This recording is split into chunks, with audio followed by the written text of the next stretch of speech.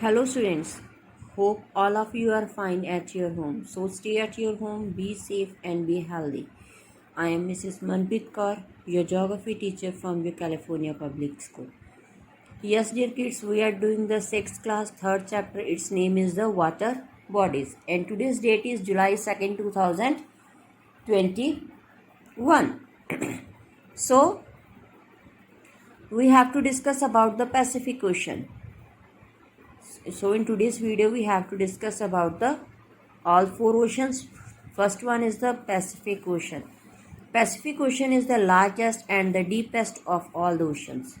As I told you the yesterday, कल मैंने आपको बताया था कि पैसिफिक ओशन सबसे बड़ा है, सबसे बड़ा भी है और डीपेस्ट भी है. डीपेस्ट क्यों है? क्योंकि जो मराइना ट्रेंच है, that is the deepest place of the earth in the ocean, that is also we have to find into the Pacific Ocean. So it is equal in an area of the Atlantic Ocean and the Indian Ocean. जितना Atlantic Ocean और Indian ocean में area आता है उतना ही एक हमारे Pacific में आता है. And contain half of the water in the earth ocean. Portuguese explorer Magellan named the ocean. इसके नेम के ऊपर पोर्तुगीज मेगलाने एक एक्सप्लोरर था जिसने खोज की थी, ठीक है, और उसके नेम के ऊपर इसका ओशन का नेम पड़ा है पैसिफिक, जिसका मीनिंग है पीसफुल, काम, शांत. This ocean is bounded by on the waste side पर इसके एशिया और ऑस्ट्रेलिया आता है, ईस्ट साइड पर इसके नॉर्थ अमेरिका और साउथ अमेरिका आता है. ऑन द साउथ में Antarctica, along the boundary sea and the sea of Okhotsk sea आता है, sea of Japan, yellow sea, south China sea, Bering sea. These are also the part of the Pacific ocean. So इस ocean में mostly deeps और trenches मिलते हैं, just like Mariana trench, that is the deepest place on the earth. So most of the islands we have to find in the Pacific ocean. जो western part पर है, जो shape है Pacific ocean की, just like a triangular, and with its apex in the north and base जो इसके south की तरफ है. It's a triangular shape. We have to say the Pacific ocean. So next one is the Atlantic ocean. Next one is the Atlantic Ocean. Atlantic Ocean is the second largest ocean and almost half size. Pacific Ocean का half है और जो इसकी shape है just like the letter S, जो हमारा S letter है उसकी शेप की तरह, और relatively wider in the northern and the southern parts. नदरन और सदरन पार्ट में थोड़ा सा वाइड है और मिडल में नैरो है. सो अटलांटिक ओशन बाउंडेड है north America, south America west side पर, यूरोप और Africa on its the east side. So many bordering sea और गल्फ्स आते हैं, just like north sea, Baltic sea, they are coming into the Europe. Gulf of Guinea, Norwegian sea, Hudson bay आ जाती है Canada side. Gulf of Mexico north America के south में, Caribbean sea south America के top पर. Running in the north south direction is the middle of Atlantic is a ridge, जैसे ridge है, और जो कोस्ट लाइन्स हैं लॉन्ग हैं, हाईली डेंटेड है, विच प्रोवाइड, जो हमें हार्बर्स के लिए गुड साइट्स मिलती हैं. ओशन इज़ अ डीप और आइलैंड्स भी इसमें काफ़ी कम है. So shipping route northern part connect the major industrial region. Europe और नॉर्थ अमेरिका के इंडस्ट्रियल रीजन एक दूसरे के साथ यहाँ पर कनेक्ट होता है. Next and the third one is the Indian ocean. Next and the third one is the Indian ocean. Indian Ocean is the third largest ocean and extend mainly in the southern hemisphere. और जो mostly हमें मिलता है और half ocean, so it is also called the half ocean. इसे half ocean भी कहा जाता है, प्रॉपर वे से नहीं है, पूरा नहीं है. और जो एवरेज डेप्थ है that is only the 4000 meter. और ओनली नेम एक ऐसा ही ओशन है जिसका एक कंट्री के नाम पीछे नेम पड़ा है, डेट इज़ द इंडिया के नेम पर ही इंडियन ओशन का नेम पड़ा है. So it is bordered by Africa on the west and Asia on the north and Australia on the east. जो बॉर्डरिंग सी है red sea, gulf of Aden, Arabian sea और bay of Bengal. और islands इसमें include होते हैं Lakshadweep, Maldives, Andaman and Nicobar islands.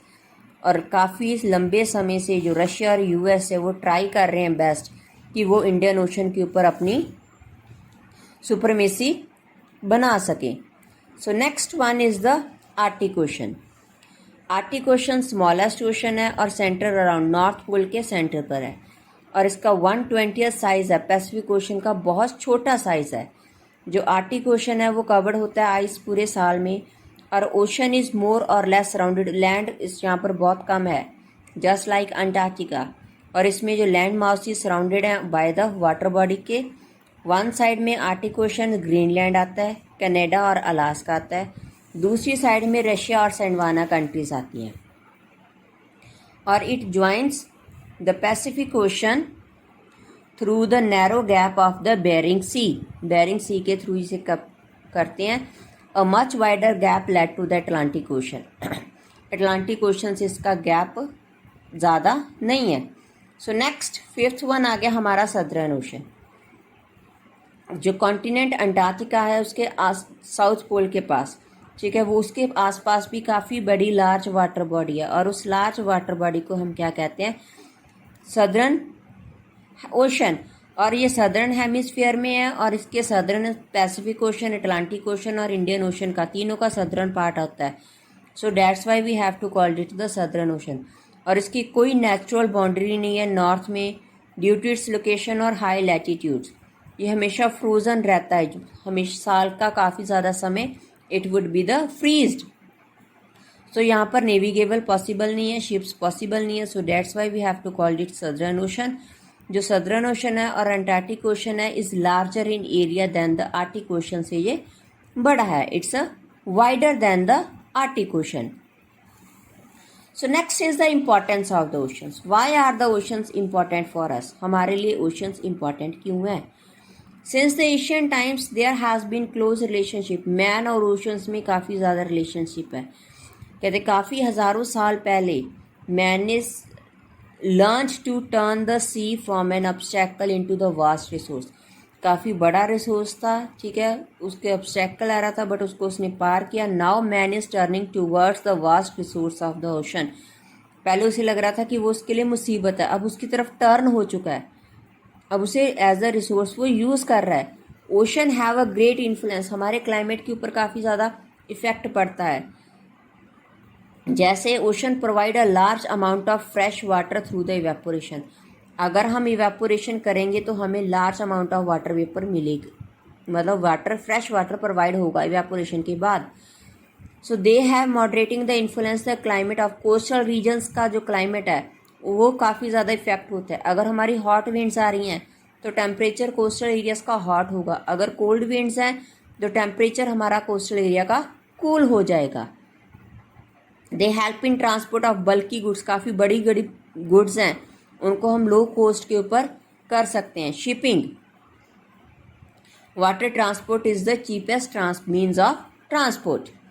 So ocean contain minerals and chemicals. Minerals और chemicals भी हमें बहुत ज़्यादा मिलते हैं और जो मेजर सोर्स है फूड का, मेराइन लाइफ का, वो हमें इसमें मिलता है। टाइडल वेव्स हम हाइड्रो इलेक्ट्रिसिटी जनरेट करने के लिए यूज़ कर सकते हैं।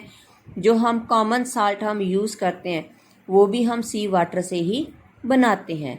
So ocean water is useful for us in the many ways. So hope all the students have watched the video carefully, try to understand it, and after that read from your book. So take care, bye bye.